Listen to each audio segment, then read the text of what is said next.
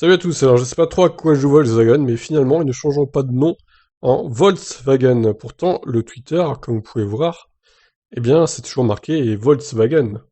Donc voilà, il y a même la bannière à Volkswagen, c'est étonnant. Et vous voyez, c'est un compte officiel en plus, hein, il y a la petite croix là, enfin, le petit symbole pour dire que c'est officiel. Donc voyons l'article quand même. Poisson d'avril raté ou coup de com' malmené. Mal amené, Volkswagen semble faire machine arrière sur le changement de nom annoncé d'abord par erreur. La confirmation est ensuite arrivée officiellement, mais Reuters annonce désormais qu'il s'agit d'une fausse annonce. Donc il y a moins de 2 jours, Volkswagen publiait par erreur un communiqué annonçant son changement de nom. Celui-ci devrait avoir lieu aux États-Unis pour souligner l'électrification du groupe. Le nom annoncé était Volkswagen et devait devenir un badge pour les véhicules électriques outre-Atlantique.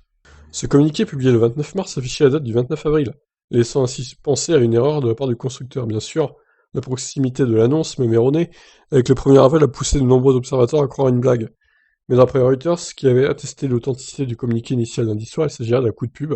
L'agence de presse cite 3 sources proches de la marque, qui en ont eu la confirmation. Cette fausse annonce a attiré beaucoup de lumière sur Volkswagen, qui l'a fait exactement en ce sens.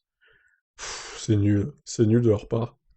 L'annonce de confirmation de cette non-information devrait arriver ce mercredi, cela rappelle notamment un autre coup de pub qu'avait fait Volkswagen en 2015 lors d'un match de football France-Brésil. On pouvait lire sur une pub en bord de terrain Volkswagen soutient les Bleus. Le message avait attiré de nombreuses critiques dans la minute suivante avant que Volkswagen ne publie un court spot publicitaire nommé C'est pourtant facile de ne pas se tromper. Mais à l'époque, la publication du faux message et la réaction avaient été parfaitement orchestrées. Bon bref, en tout cas, c'est du fake. Et puis voilà, ils vont pas changer de nom, hein, même aux États-Unis, ça s'appellera toujours Volkswagen. Allez, je vous laisse réagir. Ciao.